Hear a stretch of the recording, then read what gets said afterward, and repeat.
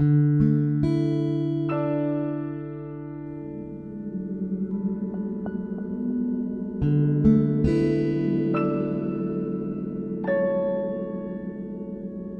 mission, c'est de connaître et défendre la biodiversité, d'animer un réseau d'acteurs dans cette perspective, et puis de délivrer des conseils en développant l'innovation en matière de gestion et d'aménagement d'espaces publics, et aussi d'assurer la promotion du jardinage écologique.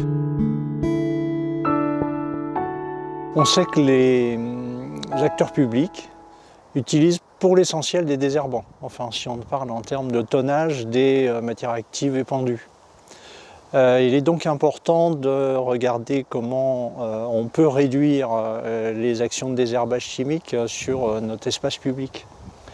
Une des bonnes pistes, c'est par le réaménagement, et en particulier de transformer des espaces en les végétalisant de façon volontaire pour ne plus avoir à les désherber.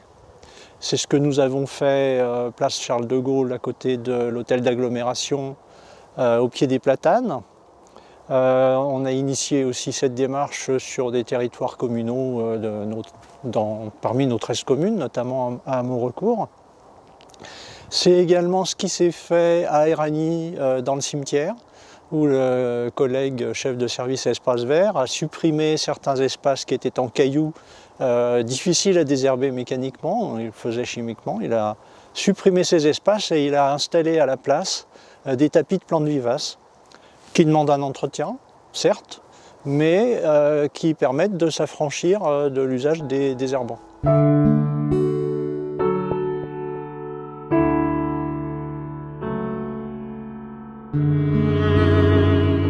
Au parc François Mitterrand, dans le quartier Grand Centre également, nous avons procédé à la requalification des bassins.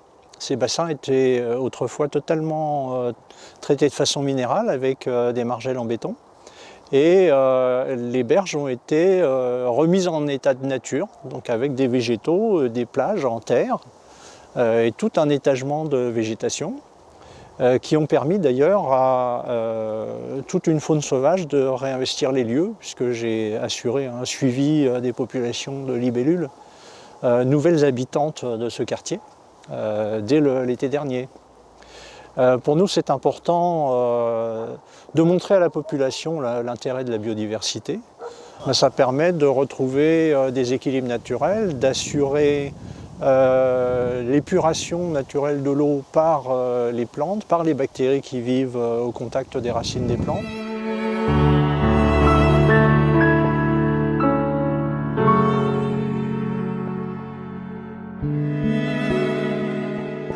Donc c'est intéressant pour la population de retrouver l'intérêt d'observer la nature, parce que ça peut les amener aussi à avoir une attitude dans la nature différente, plus de respect, et puis dans leur pratique de jardinage, pour ceux qui bénéficient d'un jardin, aussi de voir qu'on peut faire autre chose avec son jardin qu'un gazon de golf, ou un espace un petit peu stérile sur le plan de la biodiversité.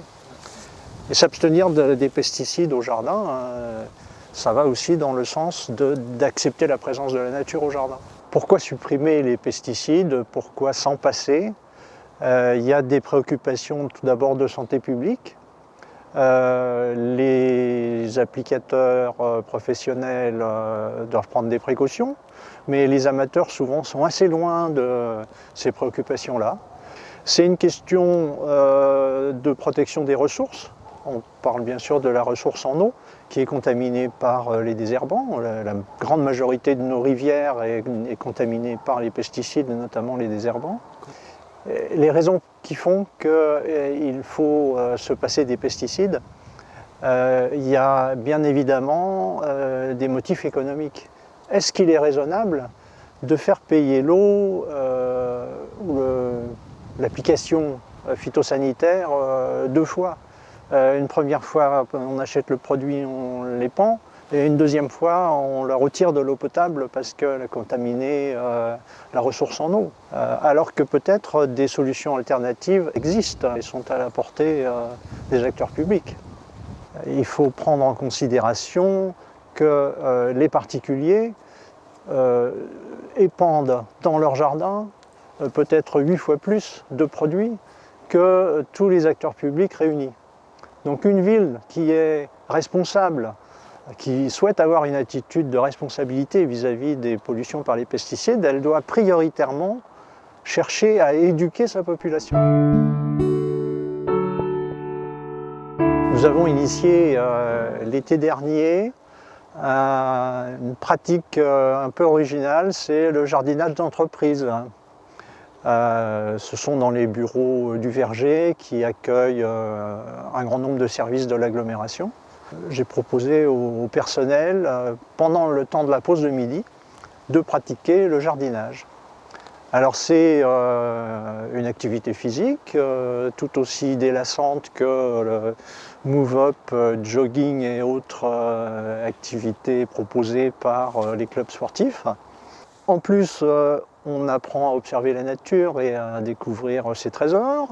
On produit quelques légumes qui sont bien sûr les meilleurs du monde parce qu'on les a produits soi-même. On les partage ensemble entre collègues, on fait du lien social aussi de cette façon. Et on rapporte des bonnes pratiques à la maison, puisqu'on a appris à jardiner un peu autrement. Ça permet de porter la bonne parole dans les familles. C'est une façon, comme celle du jardinage partagé en résidence, de faire avancer les idées nouvelles sur le jardinage écologique.